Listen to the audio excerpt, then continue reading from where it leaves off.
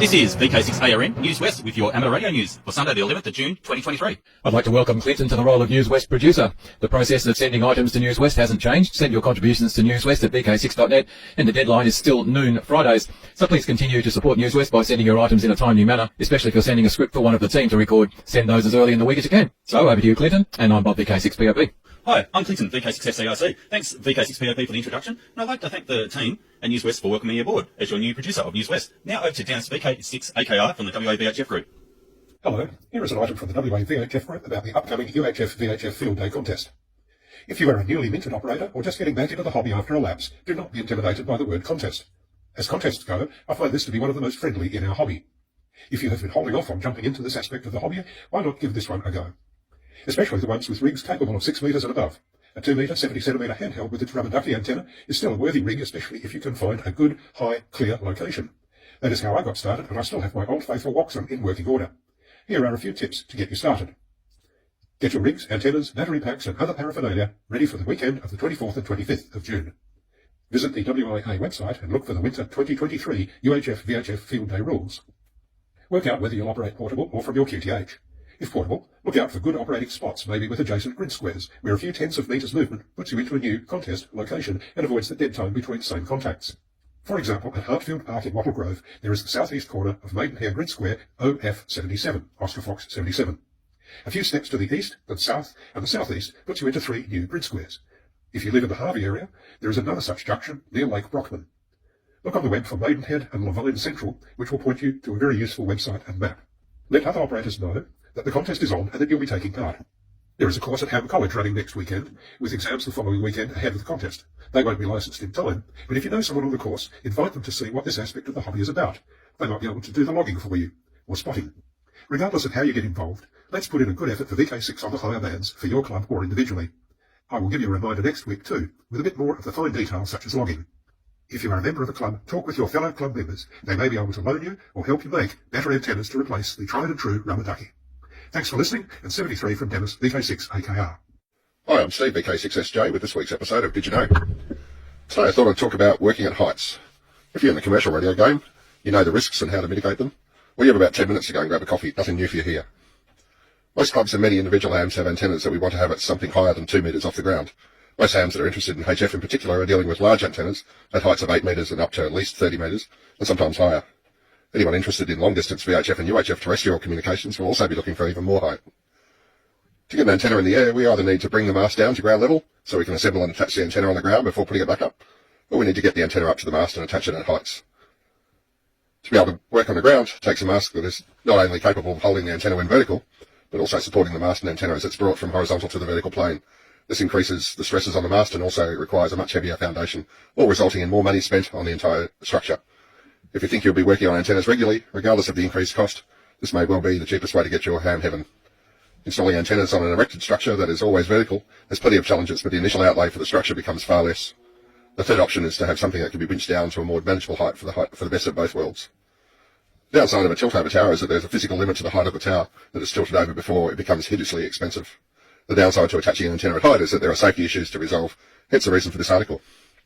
So, you or your club has secured a 30 metre mast. It's not tiltable or witchable, so the antenna needs to be mounted at height. Most clubs have at least a couple of people who are game enough and young enough to do the work, so all good, ready to roll. Now let's stop and look at the risks and consequences. I think looking at the consequences is actually a good place to start. What can go wrong? At worst, falling from a height of 30 metres is most likely going to be fatal. No surprises there. Our guys wear harnesses though, so that won't happen. Harnesses can break, or if not worn correctly, the wearer can slip out of it during an event.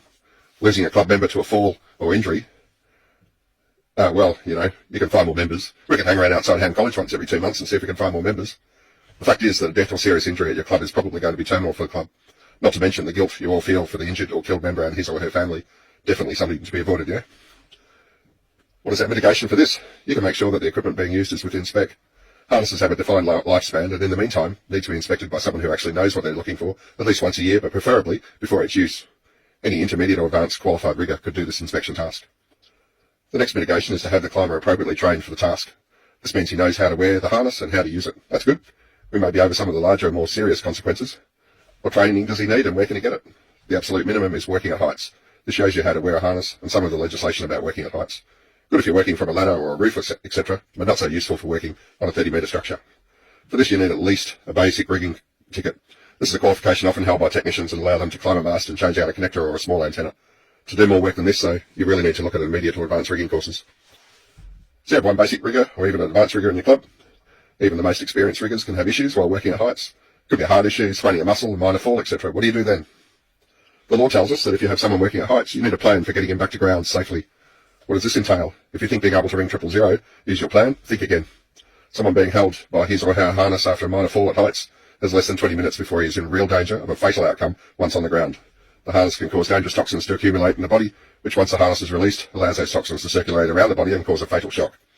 Any plan you come to needs to include the resources for rescue to be on site during the work. How do we do that? I don't think Urban Search and Rescue will want to give up their time every time you want to do some work on the club tower. There's a qualification called Tower Rescue that most professional riggers and many technicians have taken that equips you with the knowledge to recover a rigger at heights in trouble. In addition to the training, you need a tower rescue kit which contains rope and other hardware to facilitate a rescue. This allows you to rescue someone in trouble long before it becomes a potential fatal incident. Can't find suitable riggers and appropriately trained tower rescue personnel? The next solution is to look at an elevated work platform. This takes many forms, but up to 11 to 15 metres is often a trailer-mounted cherry picker. You can hire a cherry picker up to 11 metres from most planned hire places for around $300 a day. These can be hired with no qualifications up to 11 metres, but realistically you should have at least working at heights qualifications, so you know how to use the harness you should be wearing whilst working from it. The advantage of using an EWP is your rescue plan then comes down to someone on the ground knowing how to bring the platform back to ground. There are 1.5 day courses to operate EWPs at greater than 13 metres. Okay, so we need all these qualified people to do all this work. We have around 6 radio clubs in the Perth metro area, so that's a lot of appropriately trained people we need in the ham community. How do we resolve this? Well, all the clubs could get together and organise a single training course and split the costs. Another idea for all clubs is to share in the cost of a purchased elevated work platform.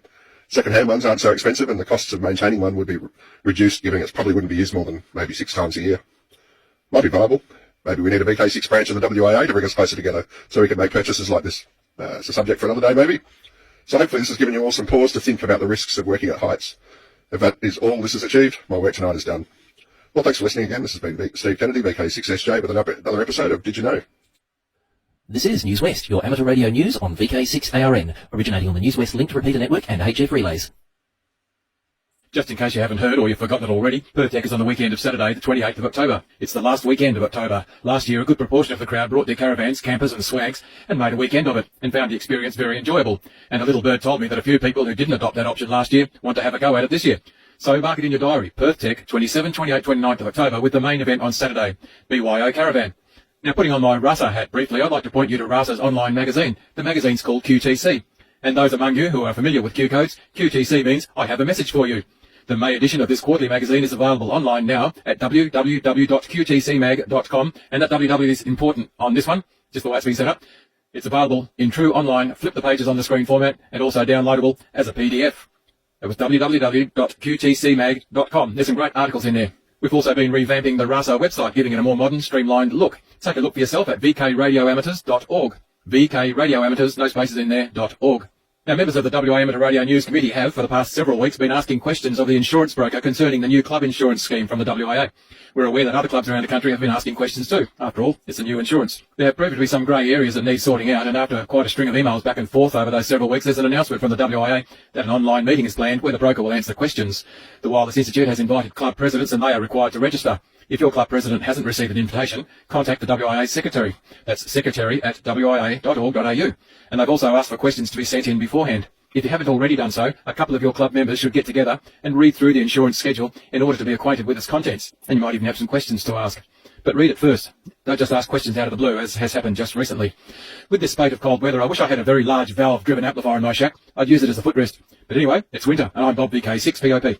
Good morning, this is Roy VK6 X-Ray Victor with this week's helpline. Apparently everyone had a very good long weekend and don't need any help this week because I don't have anything for you, either for sale or wanted or any help. So if you have anything for next week, please contact me, the address being VK6XRayVictor at bigpond.com. I think it's still working again. If not, roy.watkins at bigpond.com will also work. VK6XRayVictor at bigpond.com. Until next week, 7-3. Thank you to the volunteers and contributors to this week's broadcast. Please remember to send your items in by noon Friday. Please stand by for callbacks after the audience.